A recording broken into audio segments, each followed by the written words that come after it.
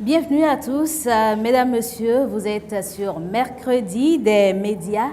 La femme, c'est le sexe faible, la femme, c'est celle qui a sa place au foyer, à la maison, la femme, etc., etc. Mais de plus en plus, la façon de voir les choses change. Et la femme elle-même, elle fait un travail à son niveau pour changer le regard que les autres ont ou le regard que les autres portent sur elle. Et elle fait de son mieux pour améliorer, pour valoriser son potentiel. Et Mercredi des médias est là pour donner un coup de pouce. Ce soir, essentiellement, nous allons faire une réflexion. Une réflexion sur le thème « La langue espagnole et le développement au Bénin ». Alors, langue espagnole, développement au Bénin, on commence déjà à se poser des questions. Sans plus tarder, je vais inviter ici la communicatrice du jour.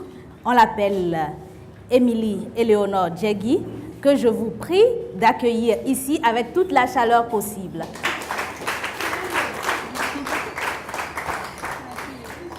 Éléonore Djegui, bonsoir. Bonsoir.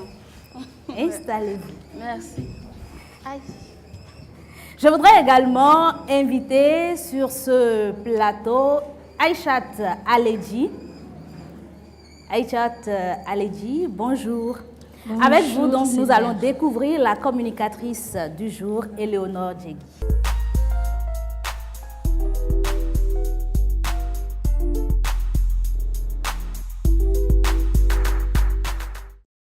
Madame, mademoiselle, monsieur, buenos tardes.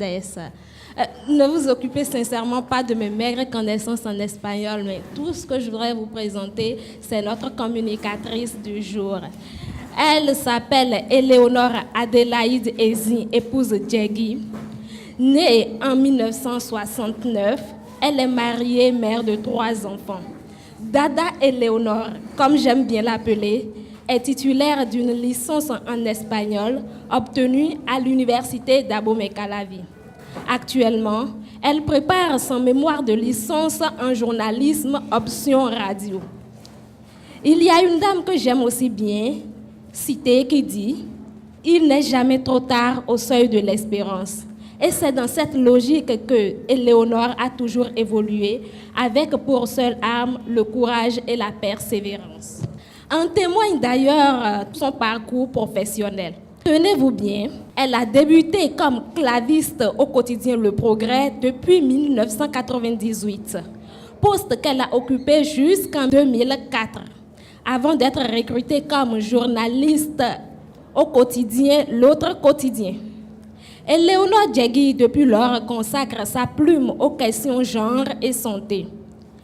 Depuis plusieurs années, elle occupe le poste de chef desk santé au sein de son journal. À la question de savoir pourquoi elle est devenue journaliste, Éléonore répond sans hésiter « C'est un métier qui me plaît. C'est un métier qui me passionne. » Cet amour a fait d'ailleurs d'elle la lauréate à 3 reprises des concours qu'organisent les institutions de la place. Éléonore Ezi, épouse Djegui, lorsqu'elle n'est pas à la rédaction, s'occupe de ses enfants à qui elle aime préparer du thé libre accompagné de diverses sortes de sauces gluantes ou du menthe. Je crois en quelques mots, voilà comment je peux présenter ma grande sœur, ma dada et mon aîné. Je vais inviter nos artistes, nos grandes sœurs qui ont accepté de nous accompagner durant cette émission.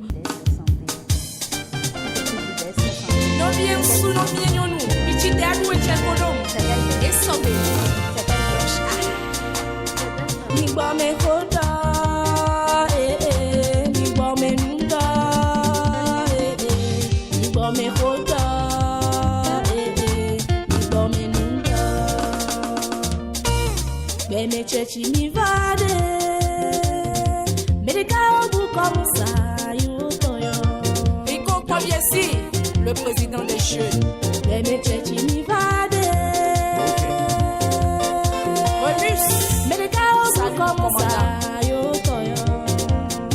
Stéphane Domanou, écoute ta fille.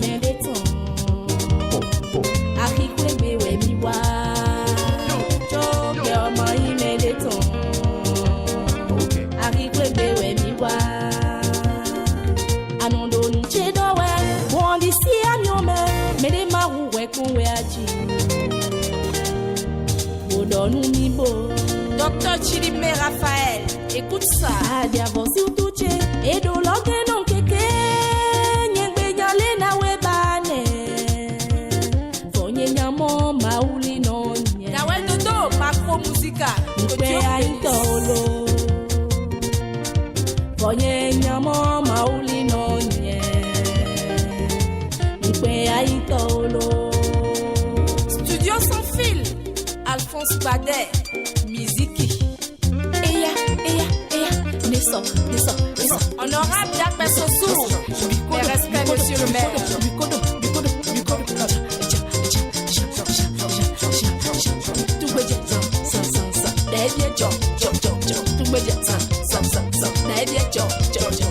Merci à tous ceux qui nous donnent l'espoir un jour. Emmanuel Koyi. Mawaya. Richard Lossorou.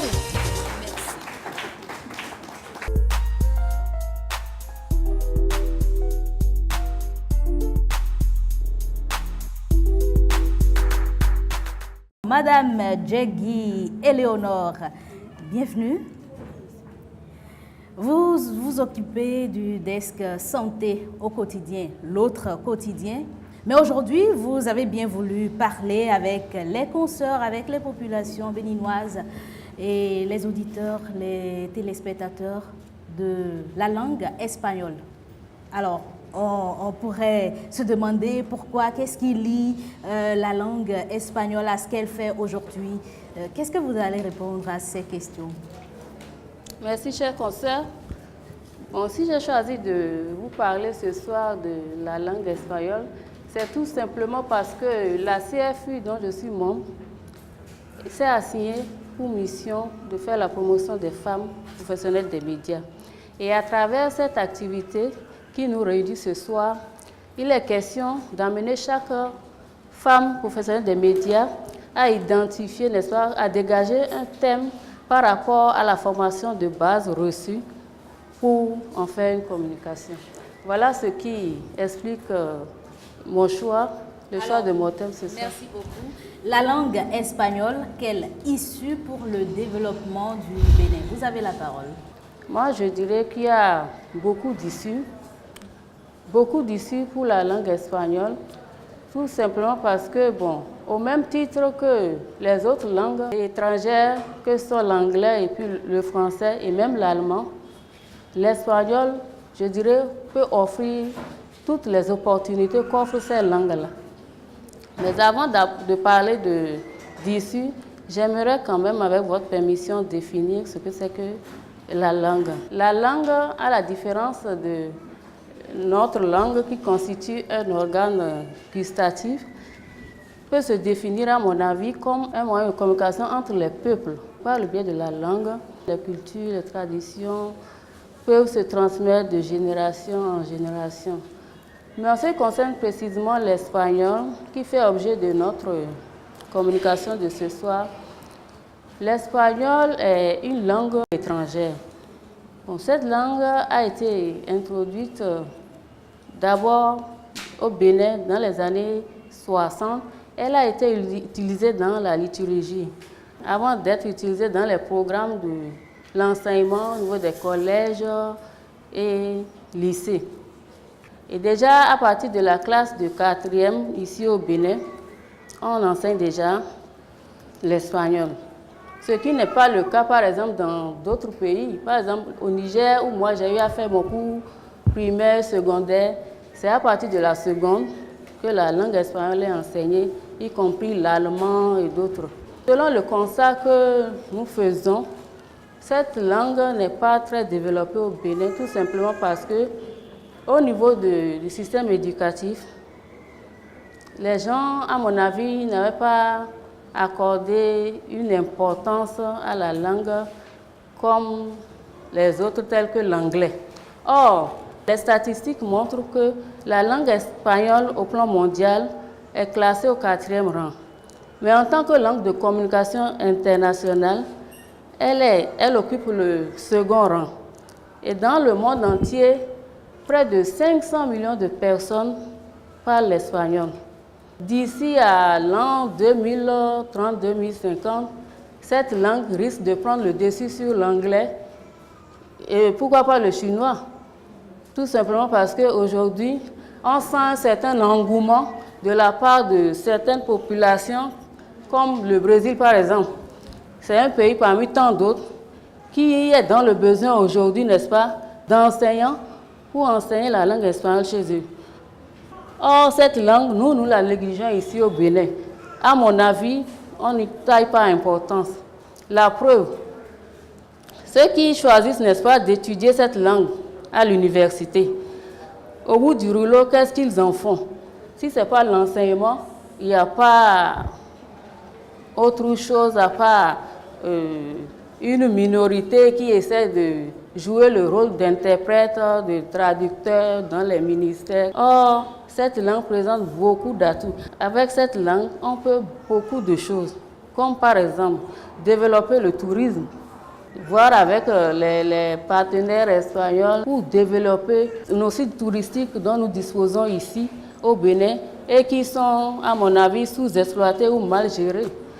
Par rapport à l'éducation, comme je le disais tantôt, je pense que le Bénin doit pouvoir œuvrer davantage, n'est-ce pas, pour s'ouvrir, n'est-ce pas, au monde latino-américain afin de permettre aux apprenants, n'est-ce pas, de se former, de se spécialiser, parce que si les gens arrivent, il y a des écoles de traducteurs dans ces pays-là, les écoles de traducteurs, des écoles de guides touristiques, ainsi de suite là. Mais pourquoi ne pas créer des trucs du genre ici? Encore que l'espagnol, quand je prends le domaine des affaires, c'est très développé. C'est un domaine qui a besoin de beaucoup de personnes qui s'expriment en espagnol. Or, au Bénin ici, on n'y accorde pas d'importance. C'est une langue qui est vraiment négligée. Les partenaires latino-américains, comme par exemple les pays dont le Cuba, l'Espagne, le Venezuela, tout cela, essayent de faire quelque chose pour le Bénin dans le domaine de l'éducation, de la santé et puis du social. Et je pense qu'il va falloir réfléchir autrement et revoir un peu le système. Merci beaucoup, Madame Djegui Éléonore. La langue espagnole dans le développement du Bénin. Juste en 30 secondes, le résumé de cette communication. Ok, buenas tardes, compañeros. Pienso que estoy hablando de la lengua española.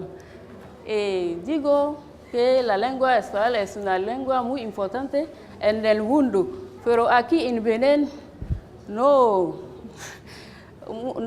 consideramos esta lengua, simplemente porque pensamos que no es para nosotros importante, como las demás que son inglés y alemán.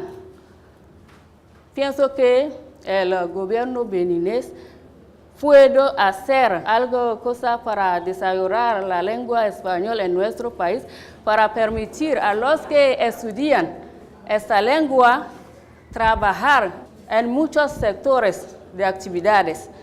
Pienso que es posible hacerlo. Si el gobierno quiere... Voilà. Merci beaucoup. Elle a tout dit, n'est-ce pas? Il ne reste plus rien. Alors, merci beaucoup, Madame Djegui Éléonore. Chers consoeurs, chers invités, vous avez suivi la communication qui traite donc des issues de la langue espagnole, surtout dans le domaine du développement.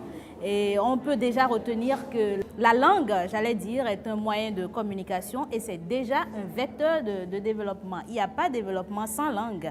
Alors, vous avez suivi avec attention. Nous allons prendre donc les questions parce que je sais que vous avez beaucoup de questions. Quelle importance pour le Bénin d'étudier l'espagnol? Comme je le disais tantôt, il est important aujourd'hui d'apprendre la langue espagnole. Parce qu'on peut peut-être ignorer cela par le passé. Mais aujourd'hui, à l'heure où nous sommes, je pense qu'il vaut mieux se réveiller et accorder de l'importance à cette langue-là en essayant de mettre les bourses de formation à la disposition de ceux qui veulent vraiment se faire former. Parce que tout comme les autres langues étrangères, on peut bénéficier de plusieurs opportunités avec la langue espagnole. En dehors de l'enseignement, on peut faire plusieurs choses. Par exemple, dans le monde des affaires, les hommes d'affaires aujourd'hui sont appelés à voyager. Mais l'espagnol, tu ne peux pas te rendre là-bas sans comprendre la langue espagnole. Soit tu te fais accompagner d'un interprète. C'est un atout quand même, à mon avis, de comprendre la langue espagnole en plus des autres langues étrangères que nous connaissons chez nous. Madame la communicatrice, que fait l'État béninois pour favoriser l'octroi des visas à ceux qui souhaitent aller étudier la langue espagnole dans l'un des pays hispanophones? Les nombreux étudiants avec lesquels j'ai eu à discuter, par exemple, m'ont fait comprendre que l'État béninois ne met pas les bourses à disposition de ceux-là qui veulent aller se former à l'extérieur. Dans le domaine de l'éducation, oui, parfois certains étudiants, on les octroie la bourse. Quels sont les critères de sélection et quel est le suivi? Il faudra faire partie des meilleurs pour bénéficier des bourses de formation. C'est la raison première. Maintenant, l'État béninois n'octroie pas de bourses. Ce sont ces pays-là qui donnent les bourses de formation. Comme je le disais tantôt, le cas de Cuba, par exemple, et même l'Espagne. Maintenant, les critères, dans le cas de l'Espagne, par exemple, il faut, avant de bénéficier de cette bourse de formation, avoir quelqu'un dessus qui est en mesure de vous prendre en charge au cours de votre séjour là-bas. Je voudrais demander à la communicatrice, selon elle, qu'est-ce qu'on peut faire pour amener l'État béninois à reconnaître aussi l'importance de cette langue-là au point de trouver peut-être comment faire pour octroyer des bourses aux gens, bien comment faire pour s'intéresser davantage à cette langue-là? Je reste dans notre domaine ici. En tant que femme professionnelle, je pense que ce qu'il y a lieu de faire, nous pouvons déjà initier peut-être des émissions en langue espagnole pour ceux qui ont étudié l'espagnol, n'est-ce pas, au niveau des télés ou bien radio. Ça se fait avec l'anglais, pourquoi pas l'espagnol.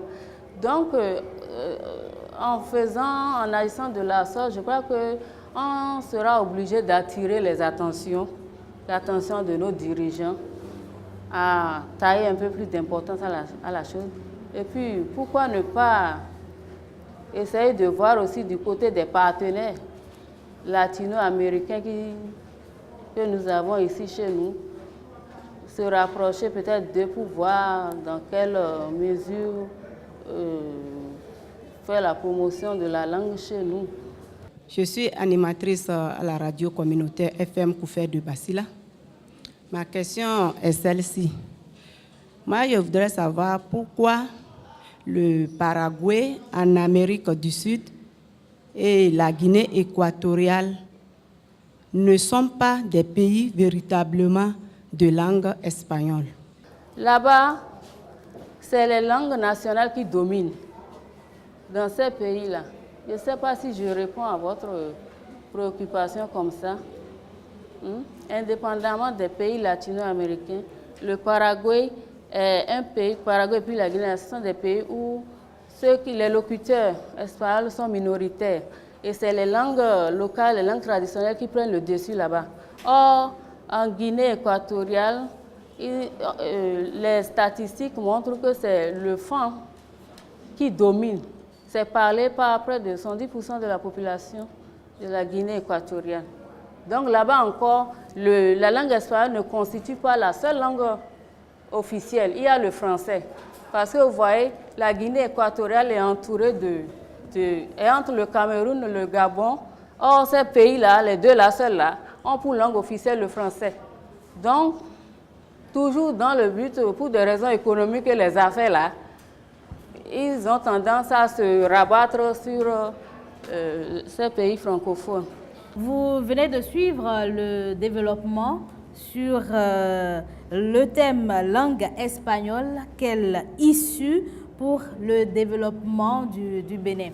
À première vue, on pourrait dire qu'on n'en a que faire parce que le Bénin et la langue espagnole, on voit le creuset. Mais avec les questions, avec les réponses, les explications, je crois que les lanternes ont été éclairées.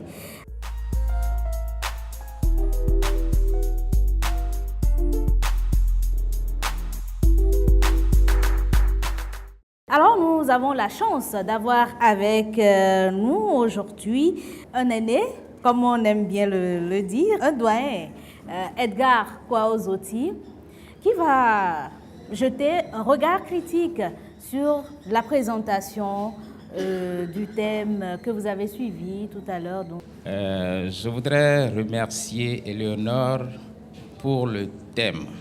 Parce que apparemment, on pense qu'il n'est pas d'actualité, mais il est bien d'actualité. Et je vois que l'auditoire est essentiellement composé de femmes. Alors, quelle est cette femme qui ne s'est jamais entendue dire « te quiero mucho » ? Ça veut dire que c'est la langue des amoureux. Ça veut dire que c'est la langue des amoureux. Et toute personne humaine qui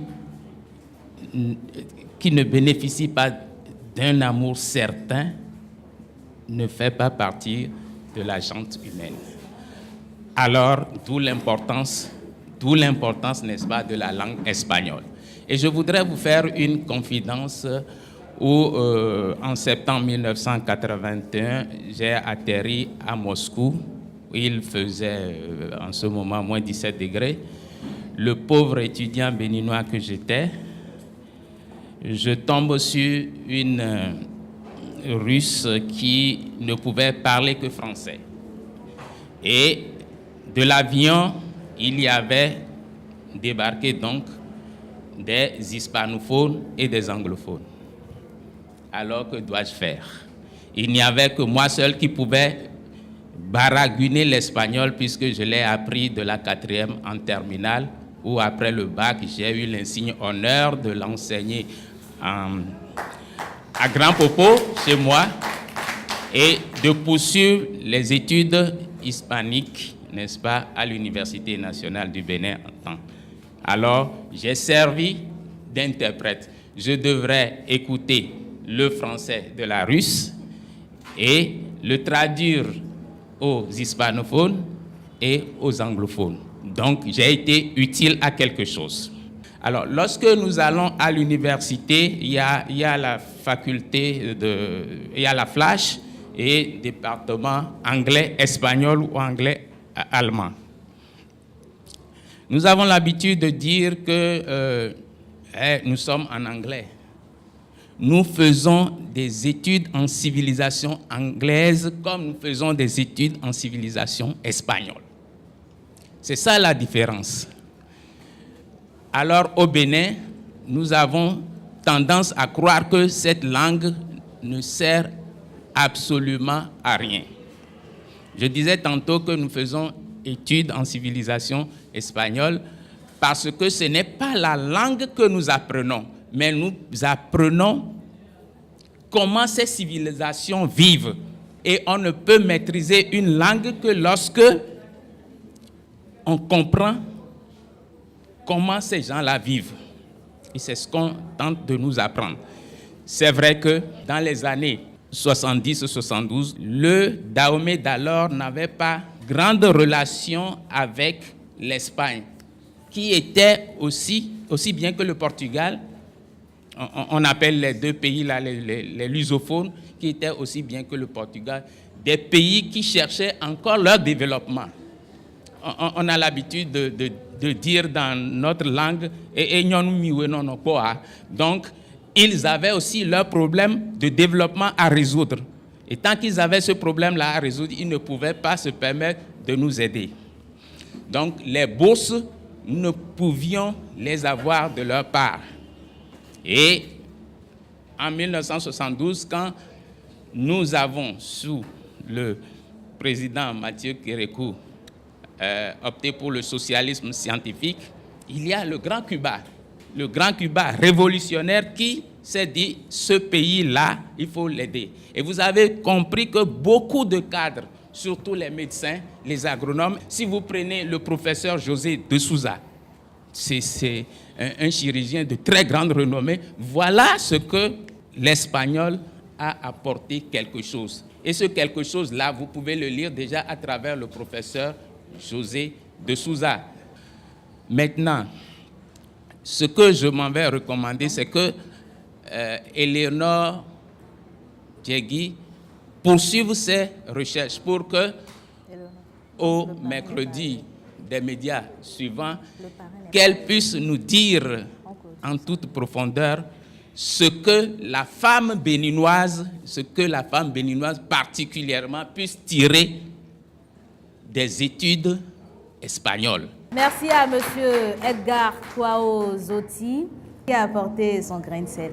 Alors, merci à vous, chers amis, chers invités. Nous tendons progressivement vers la fin de cette émission. La communicatrice, Madame Djegui, voudrait quand même dire un mot avant qu'on aille complètement à la fin. Donc, ce que la femme béninoise qui apprend l'espagnol peut faire en dehors de l'enseignement, qui déjà enregistre des milliers d'enseignants, ce domaine-là, il y a des milliers d'enseignants de la langue espagnole chez nous ici. Mais en dehors de l'enseignement, je crois que il y a bien d'autres opportunités. Voilà, on peut se former dans, dans l'interprétariat, le guide touristique. Pourrait nous aider à faire, surtout dans le sens du développement du Bénin. Alors, c'est sûr que cette émission a aidé ou a répondu à des interrogations de plusieurs personnes. Toutes ces questions ont trouvé réponse ce soir à travers cette émission Mercredi des médias. Je vous prie de recevoir ici Colombe Amadi. Colombe Amadi est déléguée départementale de la CFU. C'est de remercier la communicatrice pour son exposé. Et elle a commencé par une licence en espagnol et petit à petit, elle est venue dans le monde des médias. Je pense que c'est déjà un signal lorsque la cellule des femmes, les partenaires vont solliciter une femme ou bien des femmes qui ont peut-être des atouts dans la langue espagnole. Je pense que Madame la communicatrice est déjà un exemple à suivre. Elle est d'office sollicitée, prise en compte par ce partenaire.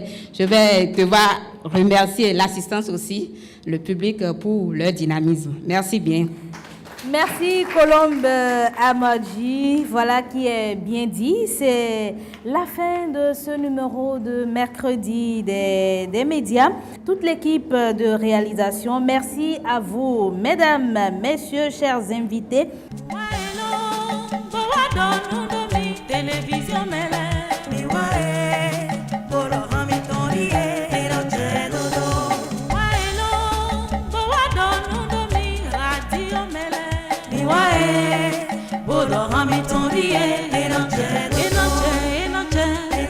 Télévision nationale, télévision LC2, télévision Carrefour, télévision Canal 3, Golf TV. Quiero Guidu, me tu cabello saca. Ella manera mi, vai como no falo, animata ella manera mi, vai como no falo, jornalista ella manera mi, vai como no falo, mantengo, televisão, rádio, mantengo, televisão, rádio, mantengo, televisão, rádio, mantengo, televisão, rádio,